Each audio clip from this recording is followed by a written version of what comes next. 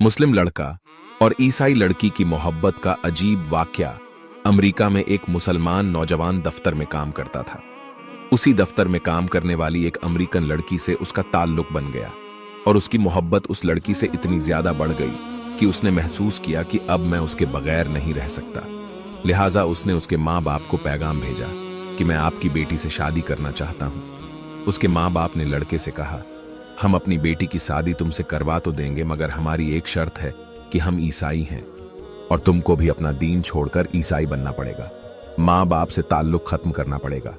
तुम अपने मुल्क वापस नहीं जाओगे। जिस समाज में तुम रहते हो उनसे तुम बिल्कुल भी नहीं मिलोगे। अगर तुम्हें ये सब शर्तें मंजूर है तो हम अपनी बेटी की शादी तुमसे कर देंगे। वो लड़का अपने जज्बात में इतना दबा हुआ था कि इस अल्लाह के बंदे ने सारी शर्तें कबूल कर ली। माँ बाप से रिश्ता खत्म, अजीजों से करीबी लोगों से रिश्ता खत्म, मुल्क से रिश्ता खत्म और जिस समाज में रहता था उनसे रिश्ता खत्म, हत्ता कि वो ईसाई बनकर ईसाइयों के माहौल में जिंदगी गुजारने लगा। और उसने इस लड़की से शादी कर ली। जब उसके मुस्लिम दोस्तों को उसके बारे में पता चला तो वो बड़े परेशान हुए।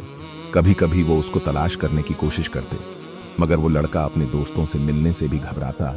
कभी कहीं से किसी को देख भी लेता तो दूर से ही कतरा जाता। लोग आखिर थक गए। किसी ने कहा कि इसके दिल पर मुहर लग गई है, तो किसी ने कहा यह इस्लाम से फिर गया है, किसी ने कहा इसने जहन्नम खरीद ली, किसी ने कहा इसने बड़ा महंगा सौदा कर लिया है। हर एक की अपनी अपनी बातें थीं। 3-4 साल इसी हालत में गुजर गए, यहां तक कि दोस्त अहबाब सबकी याददाश्त से भी निकलने लगा। भूली बिसरी चीज बनता चला गया। एक दिन इमाम साहब ने फजर की नमाज के लिए जब दरवाजा खोला तो देखा कि एक नौजवान लड़का मस्जिद में आया है।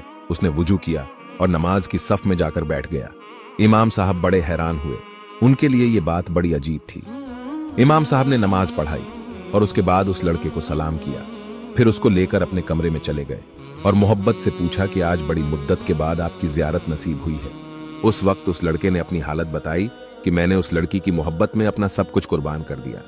बहुत कुछ मैंने अपना जाया कर दिया, लेकिन जिस घर में मैं रहता था उस घर में अल्लाह का कुरान रखा होता था।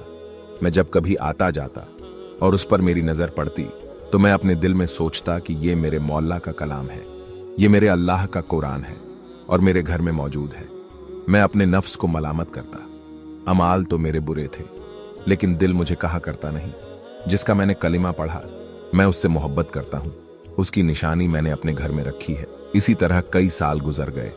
एक दिन मैं आया और आदत के मुताबिक वहां से गुजरते हुए मैंने उस जगह पर नजर डाली।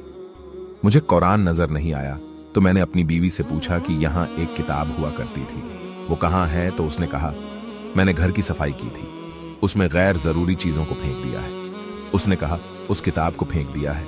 यह सुनकर मैं वहां से वापस गया और कूड़ा फेंकने की जगह से उस किताब को उठाकर ले आया।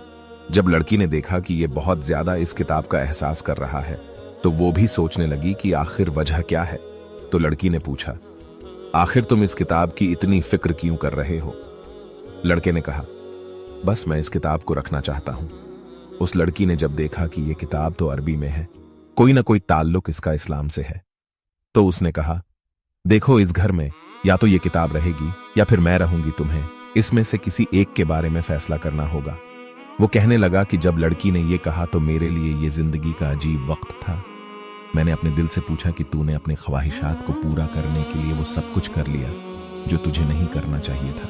आज तेरा रिश्ता परवरदिगार से हमेशा के लिए टूट जाएगा। अब तू फैसला कर ले कि तू इसको चाहता है, इसके परवरदिगार को चाहता है। जब मैंने दिल में ये सोचा तो दिल से ये आवाज आई कि नहीं, मैं अपने मौला को कभी नहीं छोड़ सकता। मैंने लड़की को तलाक दे दिया। फिर मैंने दोबारा कलिमा पढ़ा और अब मैं हमेशा के लिए पक्का मुसलमान बन चुका हूं। स्टोरी कैसी लगी कमेंट में जरूर बताएं और ऐसी ही सच्ची स्टोरी, हदीस, वजीफा, वाकियात, मियां बीवी बयान के लिए हमारे चैनल को जरूर सब्सक्राइब करें।